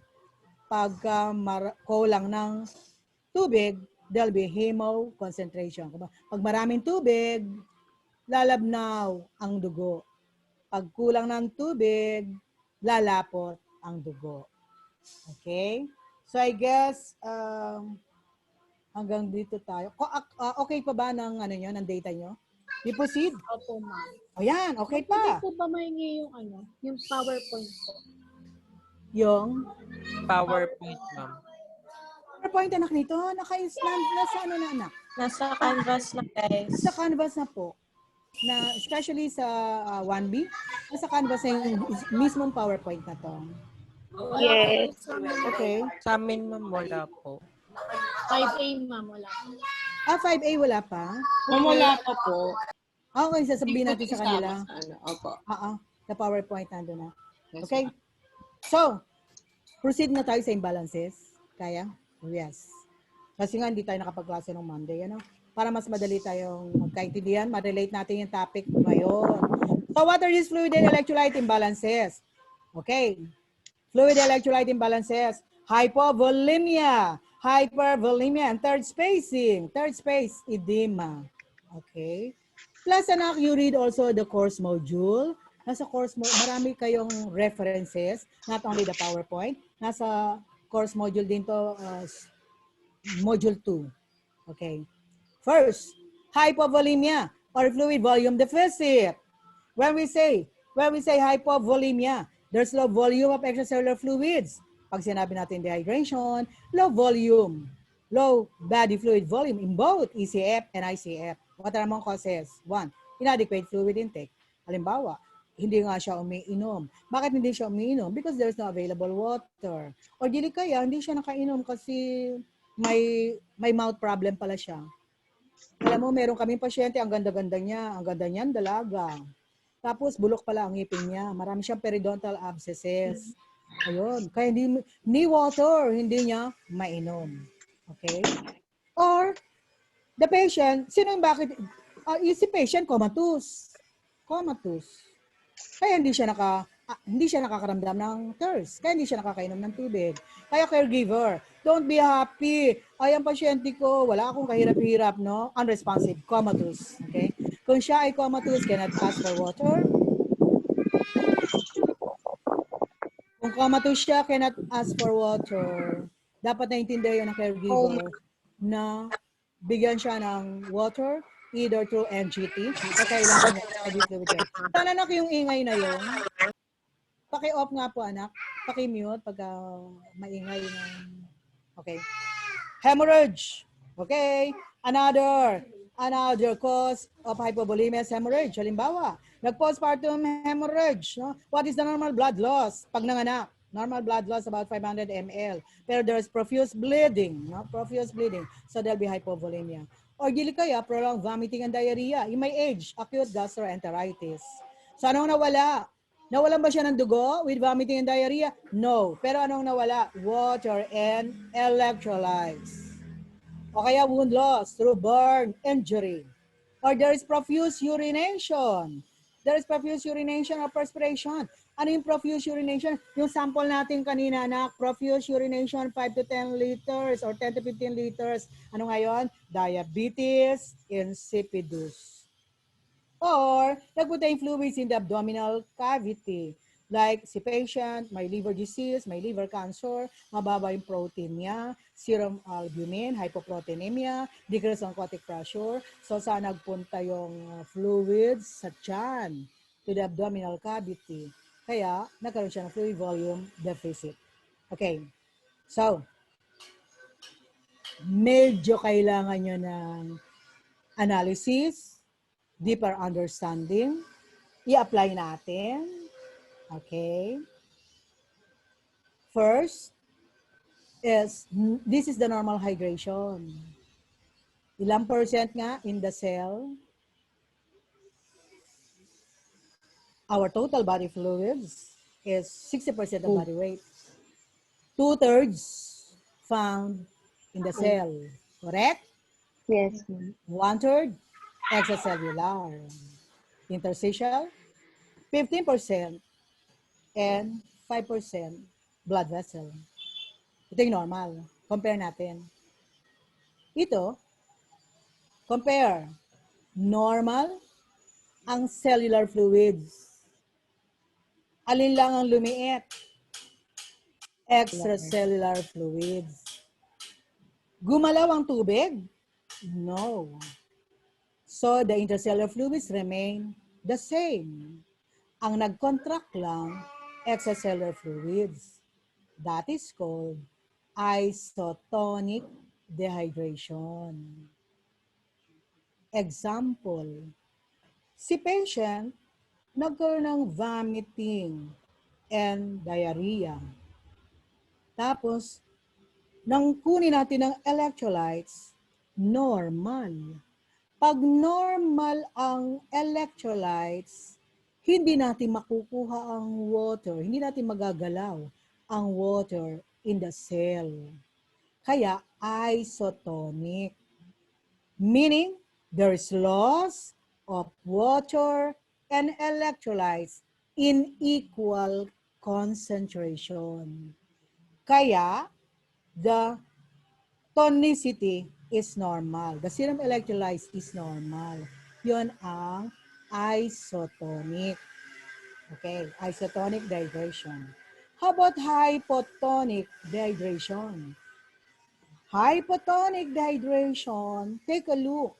Anong nakita nyo dito? Gumalaw po yung tubig. More intracellular. Nag-expand. Nag-expand sa cell. Nagpunta sa cell. Bakit nagpunta yung water sa cell? Kasi ito, hypotonic, matabang. Kaya pumunta yung water inside the cell. And that is called hypotonic dehydration. How about this one? There is loss of water. Tapos, nagpunta or na-attract niya yung water inside the cell. That is hypertonic dehydration. There's contraction of intercellular fluids. Mas common ito na at saka yung isotonic dehydration. Halimbawa, yung typical example natin, client has head trauma, decreased ADH, antidiuretic hormone. So nag-ihi siya, di ba? There's polyuria. 5 liters, 10 liters per day. Ano nga ang nangyari sa sodium? High or low? Tanong ko ulit. Ano nangyari sa sodium? Kasi nawala ay tubig lang. Ano nangyari sa sodium? High or low? High. High, correct. Concentrate. High. Ano ngayon ang osmolarity? High. Mataas ngayon ang osmotic force. Kaya it attracts water in the cell. Kaya it attracts water into the cell. Kaya yan ang tinatawag nating hypertonic dehydration. Okay? So, si patient ay nag-bleed. It's more on isotonic dehydration. Kaya bibigyan natin ng blood transfusion. Okay? Ito naman, hypertonic dehydration. E di bibigyan naman natin ng hypotonic solution. Okay?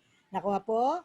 Pagka hindi nagalaw, ang ating extracellular fluids lang nag-contract, isotonic dehydration. Pagka nag-expand ang ating intracellular fluids, no, and contraction of extracellular, that's hypotonic dehydration. While ito, nag-expand, no? Nag-expand tuloy ang ating cell and extracellular fluids, that is hypertonic dehydration. Okay, clear? Patophy, I hope na natrabaho nyo na aking course units, no? Magagawa kayo ng pathophysiology, course mapping. So, what are the signs and symptoms, no, and pathophysiology. Okay. So pagka mayroon tayong decrease in blood volume, okay, ano nga yung effect on the patient's weight? Weight loss or weight gain? There's loss of fluid volume. Weight loss or weight gain? Weight loss. Correct.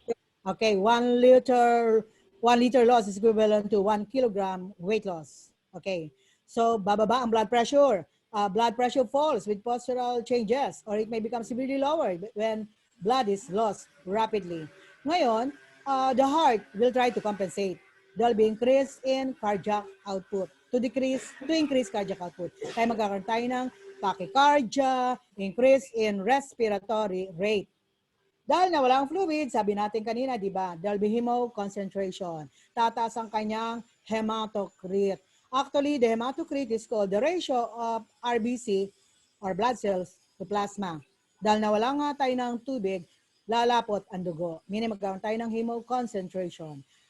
The normal hematocrit, no, in male is about 37 to 47% in female, while in male is about 42 to 52.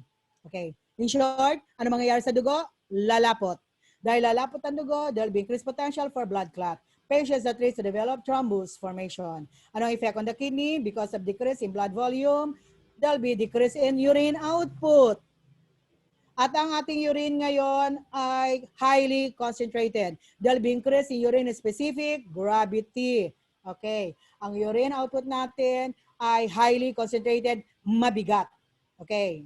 So, compromise ang kidney's function to excrete nitrogenous waste. Kaya anong gagawin ni doktor? Si doctor will request not only CBC, hematocrit, also urine output.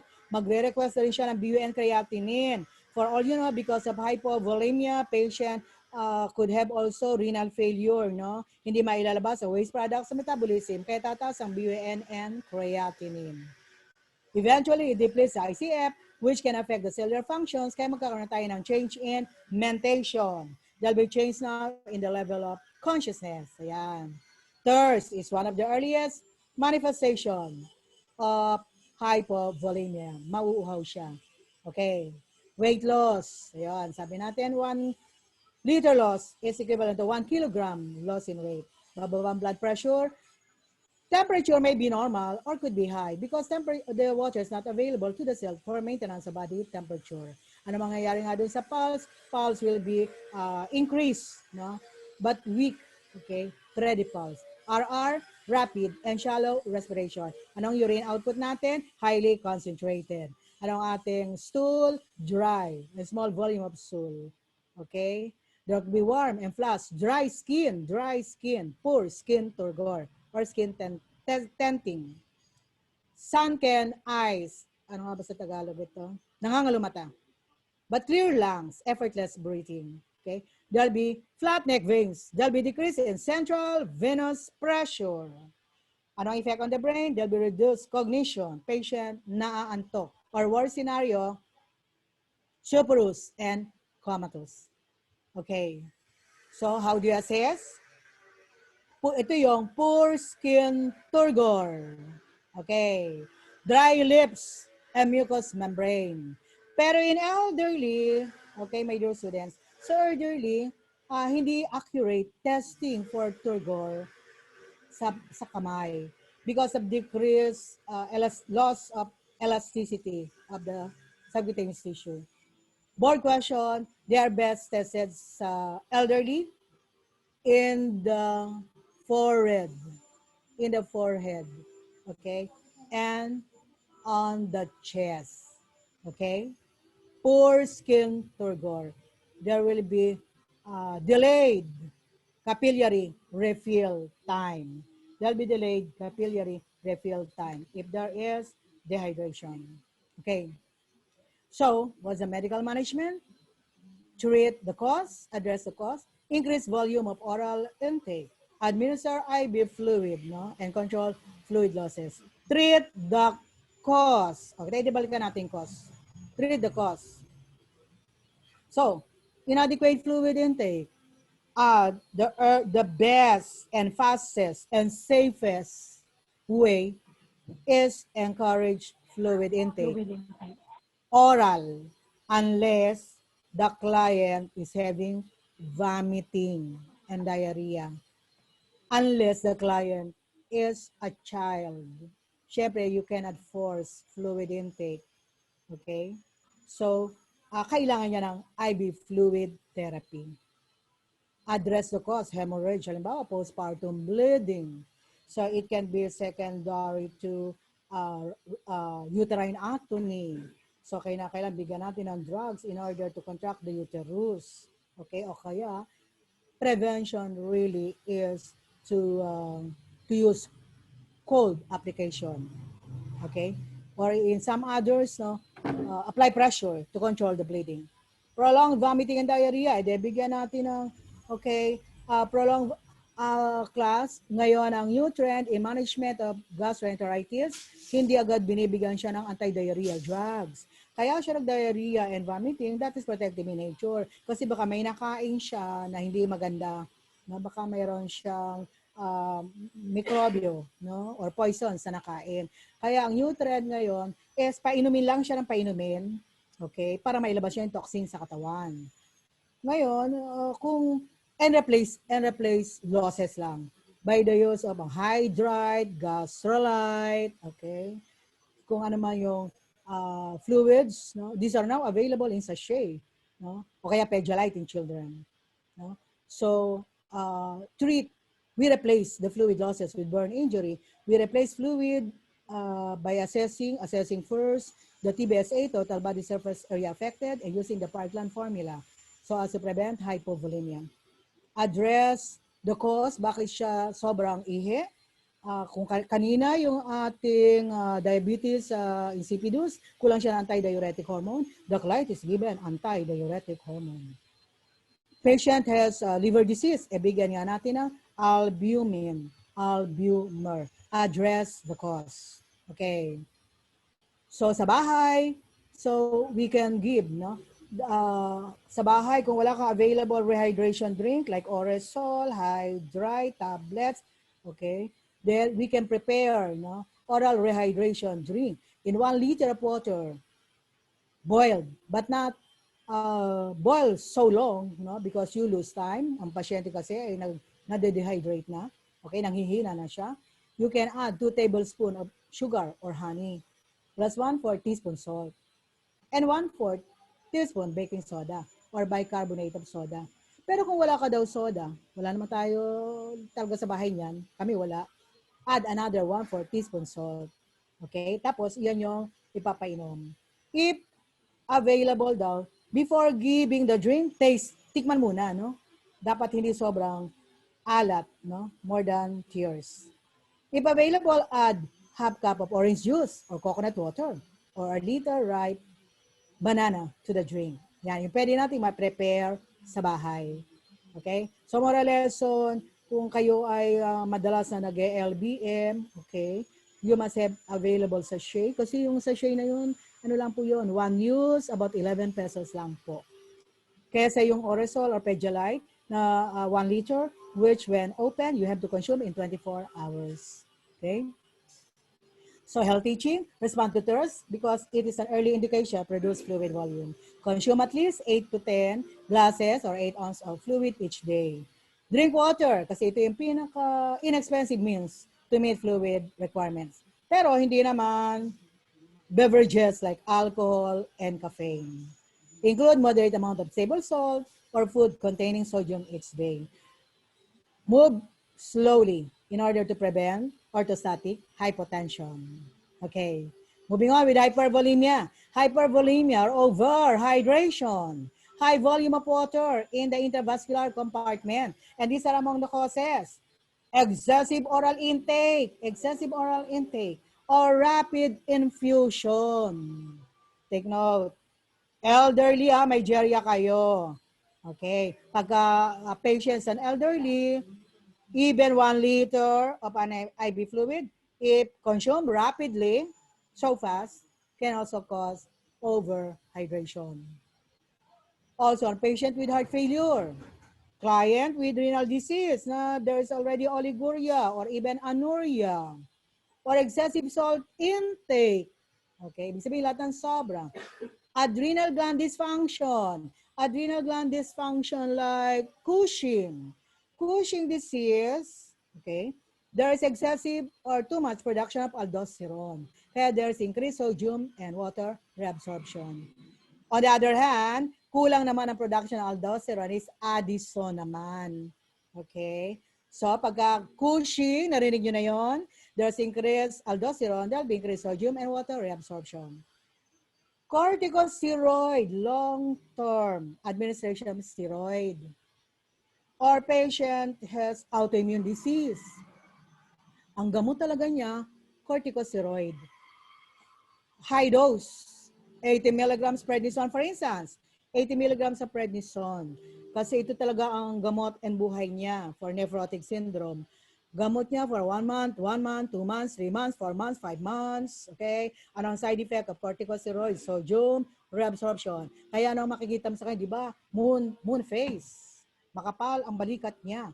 Okay? So pagka ito ang cause, that is iatrogenic, secondary to treatment. Okay, there are several causes.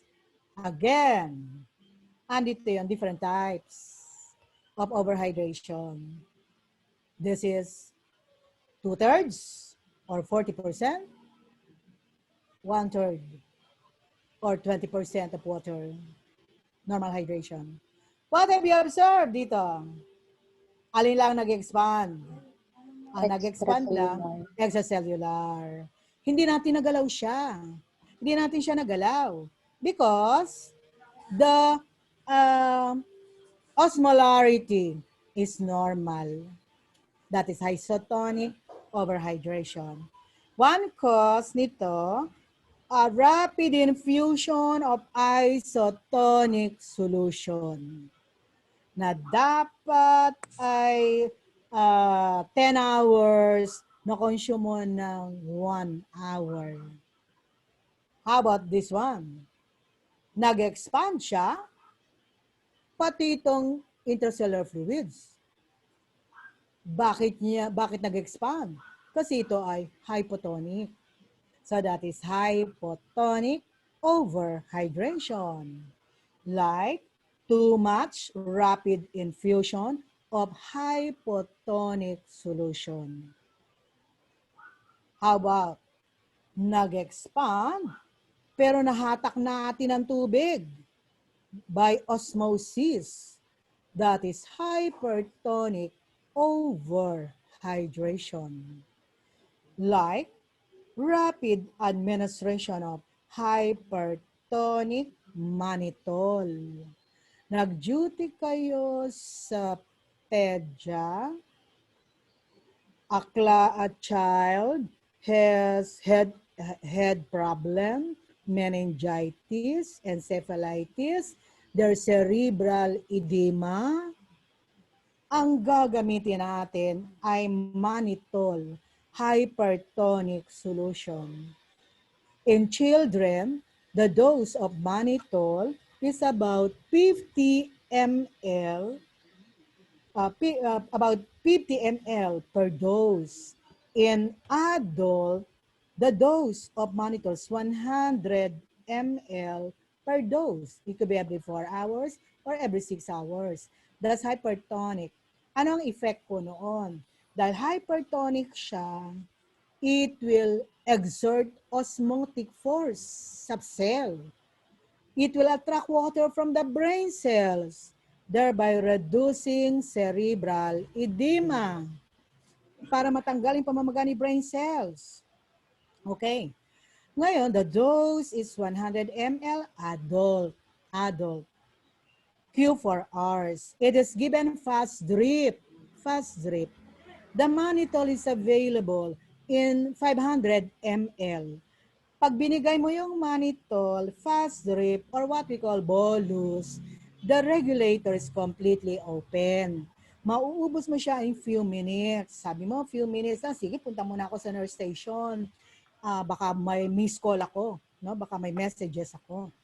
Tapos pagpunta mo sa nurse station, napasabit ka naman, nagtagal ka. Bigla mo naalala, no? After 30 minutes, naalala mo, naku, may infusion pala ako ng mannitol. Mannitol is hypertonic, no? Ngayon, pagpunta mo sa bedside, consume na yung 500 ml. So you render your patient hyperosmolar. So anong effect? Hindi lang nahatak mo yung dapat mong tanggalin tubig, nahatak mo pa ang more water. So yan yung hypertonic overhydration. You render your patient hyperosmolar. So class, what's the moral lesson? If ever you administer IV fluids, whether hypotonic, isotonic, or hypertonic, bantayan mo talaga yung pasyente. Yun ang sinasabing monitor the flow rate. Lalo na po yung mannitol. Ano ngayon ang nangyari sa brain cells? Na-dehydrate mabuti. There's cellular dehydration. So pag magbibigay kayo ng mannitol, fast sleep yun, do not leave the patient. Kasi saglit lang, mauubos na siya. So, balikan ko, kahit anumang klase ng IV fluids, you have to check the flow rate properly. Okay? Kaya ano ang mangyayari, Patafi? So, there'll be circulatory overload, no? It compromises cardiopulmonary circulation. It compromises cardiopulmonary circulation. So, anong effect sa puso? Mahihirapan si puso. There will be increase in heart workload. Initially, the heart will compensate. There'll be increase in blood pressure. There'll be increased force of cardiac contraction. Pero kung hindi natin na-manage sa pasyente, napapagod na siya. The heart will go into compromised cardiopulmonary function, heart failure. Hindi na kaya ng puso na mag-pump, especially the left side. Kaya saan napupunta ang tubig? Pupunta na sa lungs. So patient will have pulmonary congestion and pulmonary edema. So there'll be pitting edema, no? If there is about 3 liters excess in intravascular volume. Okay, this is how you assess, no, for pitting edema. Okay, you press and then it remains indented. So, syempre, there'll be weight gain, hypertension. Ayan, ang ating mga signs and symptoms. There'll be weight gain, no? Elevated blood pressure, hirap siyang huminga, maingay ang kanyang paghinga. There'll be ralls, crackles, difficult breathing. There'll be edema not only on the feet, ankle, but also sacrum and buttocks. Pag siya'y nakahiga, more on sacrum and buttocks. Pag siya'y nakatayo, feet and ankle. So the ring, shoes, stockings, leave marks in the skin. So ano ang neck vein? Neck vein is distended. There is prominent jugular vein, no? Even when sitting. CBP is elevated. There'll be moist breath sounds because of fluid congestion in the lungs. Okay. So, kumbaga, andito yung ating, the heart is in between the two lungs. As you would see in here, this is the alveoli. This alveoli, yung fluid, this blue color, are fluids in the lungs. May tubig sa lungs mismo. Yan ang pulmonary edema. If fluids are in the interstitial spaces lang, yun ang pulmonary congestion. So therefore, which is more serious, congestion or pulmonary edema? Pulmonary edema. Correct. Kaya magkakaroon tayo ng impaired gas exchange. Patient will have already severe difficulty of breathing. There'll be hypoxemia. Baka cyanotic na siya. And pulmonary edema is life-threatening. Nakakamatay yan. Kaya kailangan i-diurese natin kaagad ang pasyente. Okay? But before that, no? So dahil maraming tubig, there'll be hemodilution. Okay? Lalabnaw ang dugo. Mababa ang hematocrit. Okay. Ano naman ang anong gagawin ni kidney? Maglalabas siya ng urine, pero ang urine natin, magaan. Low in specific gravity. Na ang tubig niya, ang urine niya is light in color. CBP, central venous pressure. If the catheter, no, if the catheter is placed, no, into the superior vena cava, there will be low CVP. Okay. Of course, if you would search on the central venous pressure, different references, different textbooks, no, will give different normal values also. But for our reference na ginagamit natin by Elsevier, okay, 4 to 10 cm water. No? 4 to 10 cm water. Or it could be 2 to 7 mm mercury. Para pare-pareho yung basis natin. So pagka fluid volume excess, more than 10 cm water. Pagka hypovolemia kanina, less than 4 cm water. Or para hindi tayo nagkakaano sa normal, ano?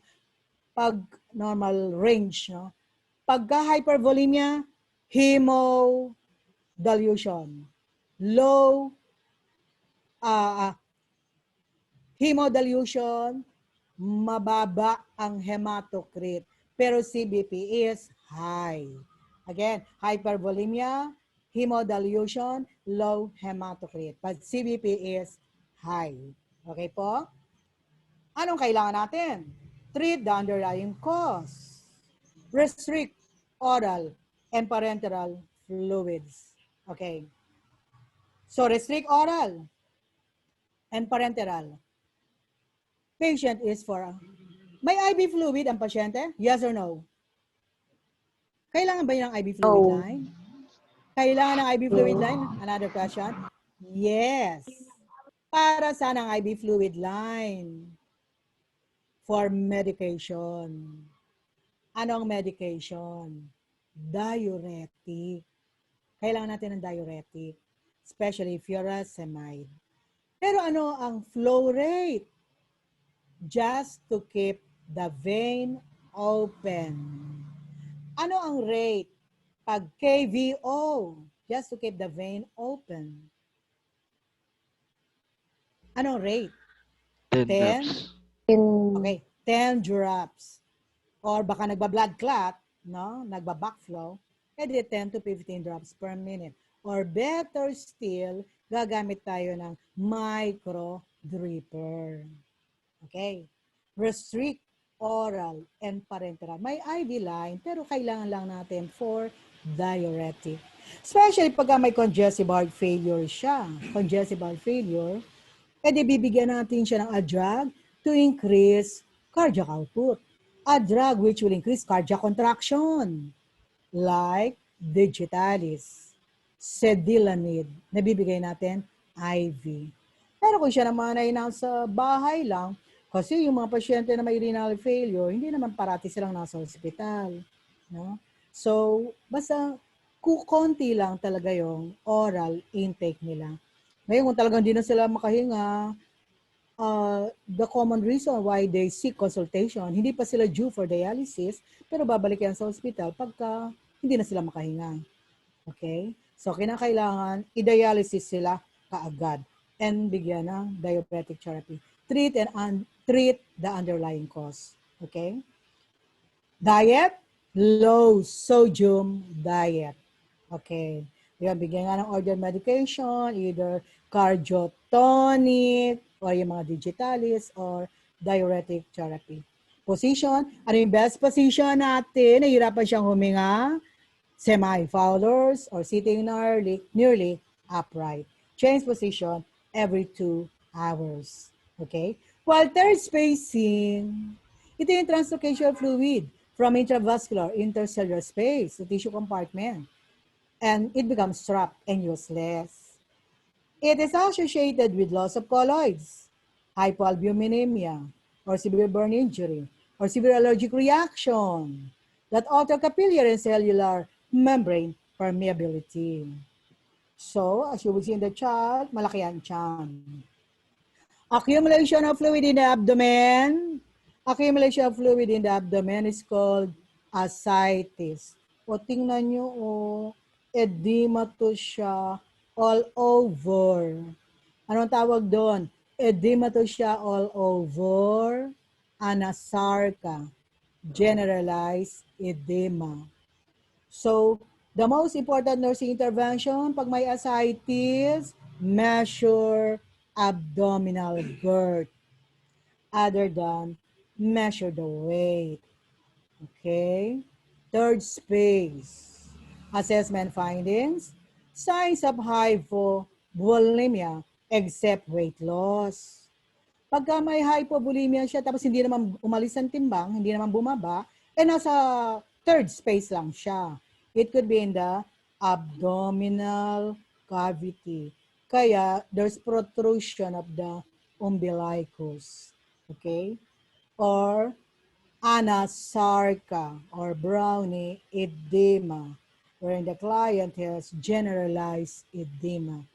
Okay?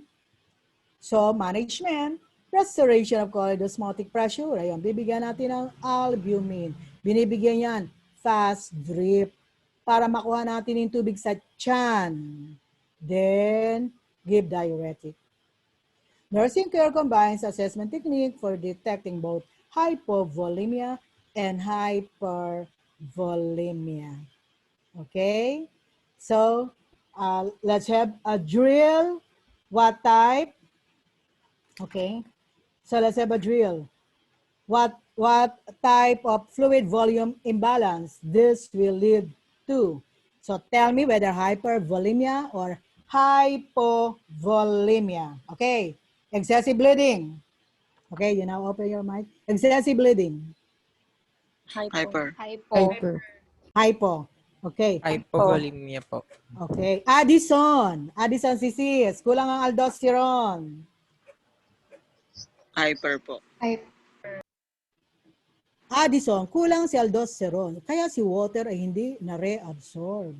That is Hypo. hypo. Whereas Cushing disease. Cushing. Increase ang aldosterone. Hypervolemia po. Correct. Hypervolemia. Okay. Heart failure. Heart failure. Hyper. Hyper. End-stage renal disease. End-stage renal disease. Hypovolemia. Hypovolemia po. Take note. Ito lang tatandaan niyo mga anak. Si end-stage renal disease, yan yung halos wala ng urine talaga. Hindi na sila umiihi. Kaya they are always hypervolemia. Hindi sila nag-hypo. Unless nagtae. Okay? So, but they are always hypervolemia. Alright. I'll give the signs and symptoms. You identify, na? Polyuria. Polyuria. Ihi ng ihi. Hypervolemia. Hypervolemia po. Okay. Hypertension. Hyper. Hyper, correct. Bounding pulse. Hyper. Tachycardia. Takip niya. Hyper. Correct. Pero with hypovolemia, di ba, meron din kasi magko-compensate. Okay, both. Pag sinabi, dry skin and mucous membrane. Hypo. Correct. Thirst. Hypo. Weight loss. Hypo. Hypo. Hematocrit low. Hyper po. Correct. Hematocrit high. Hypo. Okay. Urine specific gravity is low. Meaning ang low specific gravity. Hypervolemia. Distended neck veins. Hyper. Freckles. Hyper. Ayan. Kumbaga, no? Actually, I have prepared two sets of two tests ngayon. Pero yun na lang munang regulatory mechanisms. Tapos thank you po, ma'am. Tapos yung fluid imbalances, i-open natin. Wala na kayong klase. May klase kayo mamaya, no? Okay? So, i-open natin yung ngayon, after 30 minutes, no, i-open natin yung regulatory mechanisms. Tapos yung fluid volume imbalances will open about, announce namin sa GC, ano? Mag-usap-usap kami. Kasi ang next class niyo today, ano bang next class niyo na mamaya? Meron kayong, 4 o'clock? No, wala. Most probably we will open about 2 o'clock.